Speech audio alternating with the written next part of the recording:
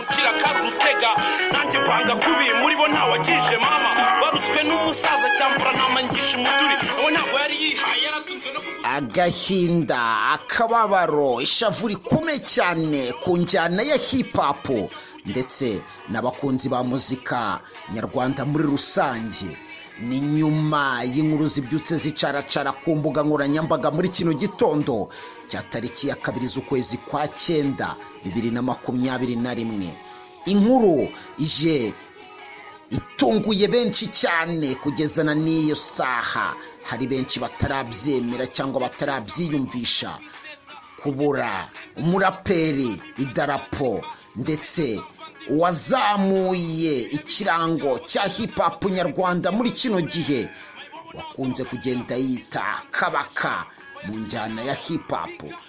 Jay Polly, umwe mu baraperi bakunzwe muri kino gihugu, akaba atabashije gukomeza urugendo rw'ubuzima kuri ino si nyuma yaho bitangazwa ko amaze kwitaba Imana ahitanywe n'uburwayi. kuburaho igihe gito nari mbano ntamenye sindatabaruka ndacyahumeka. Reka twongere gutangira twihanganisha inshuti imiryango y'abasigaye ndetse tunavuga tuti Imana ihimuhe iruhuko ridashira uno muhanzi w'icyamamare ndetse n'ikimenya bose mu njyana ya hip hop, umuhanzi Twishime Joshua wakunzwe na benshi ku izina rya Jay Polly, akaba yitabye Imana azize uburwayi yaramaranye iminsi, aho bitangazwa ko yararwariye mu bitaro bya Muhima mu mujyi wa Kigali. Umuraperi Jay Polly uri mu bubatse injyana ya hip hop ikaryohera benshi mu banyarwanda n'abumva ururimi rw'ikinyarwanda. Amakuru akavuga ko ahitanywe n'uburwayi butaramenyekana, aho yatabarukiye mu bitaro bya Muhima. Yari afungiye muri gereza y'Amageragere akurikiranweho icyaha cyo gukoresha ibiyobyabwenge ndetse n'abagenzi be 11 bari mu kirego kimwe. Amakuru kandi avuga ko Jay Polly yajyanywe mu bitaro mu masaha y'ijoro akaza kuba ariho yitabira Imana ubwo yagezwaga mu bitaro. Mu masaha y'igitondo cyo kuri uyu wa 4 inkuru y'urupfu rw'uno musore yatangiye gukwirakwira hirya ku mbuga nkoranyambaga. Gusa urwego rw'igihugu rushinzwe imfungwa n'abagororwa rufite inshingano ndetse no kugira icyo rutangaza kugeza kuri no saha nta kintu barabivugaho. Gusa amakuru ya Jay Polly nkuko tubikesha Igihe vuga ko bavuganye na mukuru wa Jay Polly witwa Uwera Jean Maurice, abemerera ko uno murumuna we yamaze kwitaba Imana, aho yagize ati Polly yapfuye ngo yaguye mu bitaro bya Muhima, sinzi icyo yararwaye kuko kuwa mbere twavuganye ari muzima. Twishime Joshua benshi bamenye nka Jay Polly yari umuraperi ukomeye muri no njyana. Jay Polly apfuye yarasanzwe ari umwe mu bantu bafatwa nk'idarapo, ibendera ndetse n'abazamuye injyana ya hip hop muri kino gihugu. Jay Polly kandi yapfuye mu gihe yari amaze iminsi muri gereza, aho yari afunzwe akurikiranweho icyaha cyo kuba yakoresha ibiyobyabwenge nk'uko twabivuze, aho yari afunganywe n'abantu bagera kuri 11 harimo na murumuna we baregwa mu cyaha kimwe. Ni nyuma y'aho bafatiwe mu rugo rwe Kibagabaga, bakavuga ko yari yarenze ku mabwiriza yo kwirinda icyorezo cya coronavirus ndetse bari no kunywa ibiyobyabwenge birimo urumogi na bagenzi be. Nyuma yo kugezwa imbere y'amategeko nibwo ku itariki ya 11 z'ukwezi kwa 6 muri uno mwaka urukiko rwisumbuye rwa Gasabo rwashimangiye icyemezo cy'urukiko rw'ibanze rwa Gasabo cyo gufunga Jay Polly nabo baregwa hamwe mu gihe kigera ku minsi 30 y'agateganyo, mu gihe hakiri gushakishwa ndetse no gukusanya ibimenyetso ku kirego cye.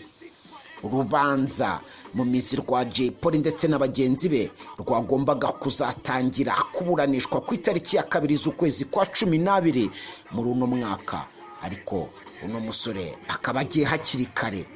Jay Polly wavutse ku itariki ya 5 z'ukwezi kwa munani mu 1988 avukira i Gikondo mu mujyi wa Kigali, nubwo hari abavuga ko yaba yaravukiye mu Kinigi mu karere ka Musanze mu ntara y'Amajyaruguru.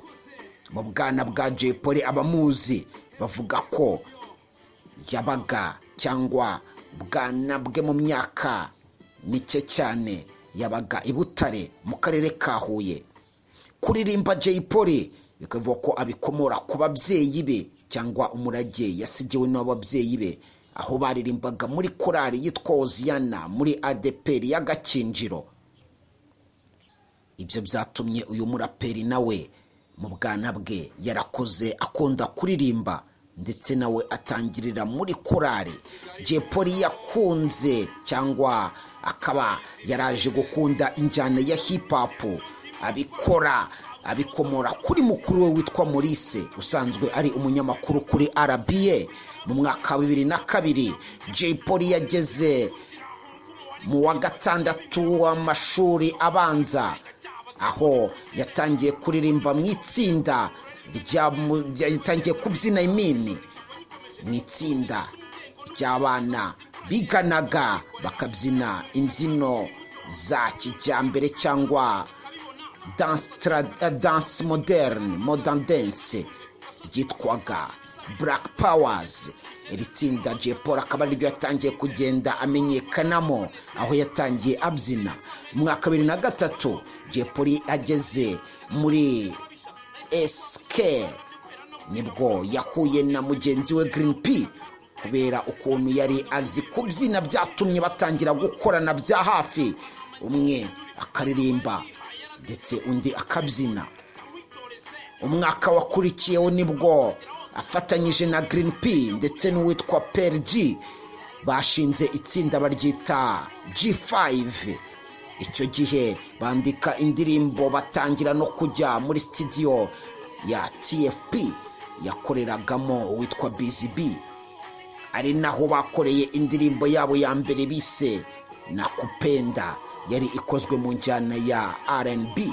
Mu mwaka 2004 nibwo Jay Polly, Green P ndetse na PRG bakoze indirimbo yakozwe mu njyana ya rap bayita hip hop game. Nyuma nibwo Jay Polly yaje kuvaha ajya mu itsinda Tough Gang. Uburyo Jay Polly yinjiye muri rino tsinda kubera ko yari amaze kubona ko afite impano yo kwandika indirimbo. We na mugenzi we Green P baje guhura n'umuproducer witwa Click watunganyaga indirimbo muri icyo gihe muri studio yitwa ONB yakoreraga ku Kicukiro. Yumvise ukuntu aba basore baririmba cyangwa bafite impano mu kuririmba injyana ya hip hop, abahuza n'umuraperi Bulldog, nuko itsinda rya Tough Gang rivuka gutyo. Zimwe mu ndirimbo bakoze harimo izitaragiye zimenyekana nk'iyitwa Mani yakozwe na Jay Polly, iyitwa Nyumvira yakozwe na Green P ndetse n'iyitwa Abirabura yakozwe na Bulldog. Impamvu izi ndirimbo zitamenyekanye byagiye biterwa nuko amajwi yazo yarari ku rwego rwo hasi cyangwa uburyo zari zikozwemo byari biri ku rwego rwo hasi. Ibi ngibi rero byatumye bafata umwanzuro wo gutangira kuba bakorana na Click, aho Click ubwo yimukiraga muri imwe mu studio yarakomeye muri icyo gihe ya F2K batangiye gukorana ndetse bakora indirimbo zamenyekanye cyane muri icyo gihe. Za mbere mu za mbere zabo nk'iyitwa Kwicuma, Target. Izi ngizi zitangira kugaragaza ko bano bagabo cyangwa bano basore bakomeye mu njyana ya hip hop. Aba baje guhura n'uwitwa Pifra wari umaze igihe atari mu gihugu cy'u Rwanda. Abumva byakunda ko bakorana yinjira mu itsinda rya Tough Gang. Uko nguko niko injyana ya hip hop yakomezaga gukura. Nyuma yaho gatoya nibwo Fireman nawe yaje kwinjira muri rino tsinda rya Tough Gang, aho bivugwa ko uno musore yaririmbaga injyana ya R&B ndetse yitwaga Akon muri icyo gihe bitewe n'ubushuti bw'akataraboneka bw'akatasohoka yarafitanye na Bulldog byaje gutuma yinjira mu itsinda rya Tuff Gang baba batanu. Injyana ya hip hop itangira gufata indi ntera muri kiriya gihe bitewe n'abano basore bari bahuriye mu itsinda rya Tuff Gang. Nyuma yaho gatoya Pfla ntabwo yaje gukomezanya na rino tsinda kubera gushwana na bagenzi be, kubera ko Jay Polly yari yarize ibijyanye n'ubukorikori, yaje kuba umwe mu bantu bakomeye cyane, ndetse ajya mu muryango witwaga Ivuka, ishyirahamwe ry'abanyabugeni ryakoreraga ku Kacyiru. Mu mwaka 2009 biba ngombwa ko amara amezi agera kuri 6 aba i Rubavu akorera muri atelier ya Ivuka, aho yakoraga ibijyanye no gushushanya. Jay Polly yagiye akora indirimbo zitandukanye, muri zo harimo nkitwa Kanyarira Jisho, Ndacyariho Ndahumeka, ndetse n'izindi nyinshi cyane zagiye zikomeza gutuma aba umwe mu baraperi bakomeye cyane muri kino gihugu. Byaje gutuma aba umwe mu bagiye batanira irushanwa rya Primus Guma Guma Superstar muri icyo gihe ryari rikomeye, cyangwa buri muhanzi wese yifuzaga kujyamo. Mu mwaka 2011 nibwo Jay Polly yatorewe kujya mu marushanwa ya PGGSS, ariko ntiyegukana rino rushanwa kubera ko ryegukanywe na Tom Cruise. Mu mwaka 2012 Jay Polly yabaye wa kabiri akurikira King James wegukanye rino rushanwa. Mu mwaka 2013 nibwo Jay Polly yatutse abanyamakuru, yavuze ko za kaminuza ziri gusohora amadebe bituma atabasha kwitabira irushanwa rya Primus Guma Guma Superstar season ya 3 muri uno mwaka. Nyuma Jay Polly yaje gutumira inama y'abanyamakuru yiyumvagamo muri icyo gihe kugira ngo asabe imbabazi, ariko benshi bavugaga ko byari mu rwego rwo kugira ngo azabone uburyo bwo kujya muri PGGSS season ya 4 mu mwaka wagomba gukurikiraho. Mu mwaka wakurikiyeho 2014 ntibyatinze, ubusabe bwe ndetse n'imbabazi ze zarumvikanye. Jay Polly yabaye umwe mu bahanzi 10 bitabiriye irushanwa, ndetse agenda yerekana ko ashoboye mu ntara zitandukanye za kino gihugu. Byatumye arusha bagenzi be bari bahanganye muri uno mwaka. Ku itariki ya 30 z'ukwezi kwa 8 2014 nibwo hasojwe rino rushanwa PGGSS season ya 4